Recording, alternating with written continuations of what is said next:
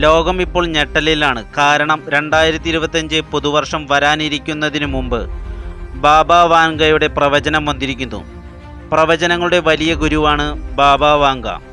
അവർ പറയുന്ന പല കാര്യങ്ങളും നടന്നുവെന്ന് ജനങ്ങൾ അവകാശപ്പെടുന്നു. അവയിൽ ചിലതൊക്കെ നടന്നു കഴിഞ്ഞിരിക്കുന്നു.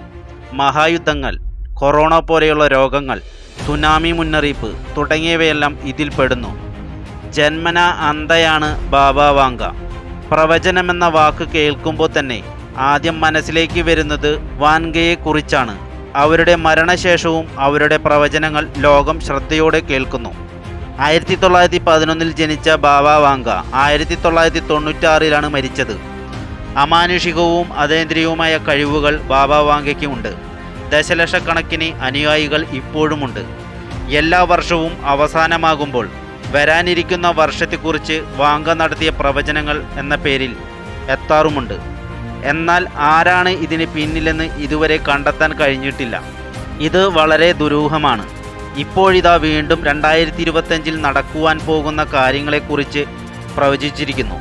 അന്യഗ്രഹ ജീവികൾ ഭൂമിയിലെത്തുമെന്നും യൂറോപ്പ് നശിക്കുമെന്നും എന്നീ വലിയ സംഭവങ്ങൾ ലോകത്തോട് പറഞ്ഞിരിക്കുന്നു.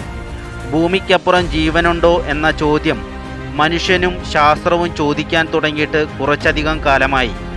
ആ ചോദ്യത്തിന് വരും വർഷം മറുപടി നൽകുമെന്നാണ് ബാബ വാങ്ക മുത്തശ്ശി പറയുന്നത്.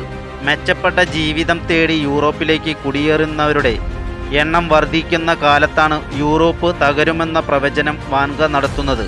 അതിനു കാരണം ചൂണ്ടിക്കാണിക്കുന്നത് ആഭ്യന്തര സ്പർദ്ധയാകും നാശത്തിന് കാരണമെന്നും കലഹം രൂക്ഷമാകുന്നതോടെ ജനസംഖ്യ കുറയും, ക്രമേണ നാട് നശിക്കുമെന്നും ബാബ വാങ്ക പറയുന്നു.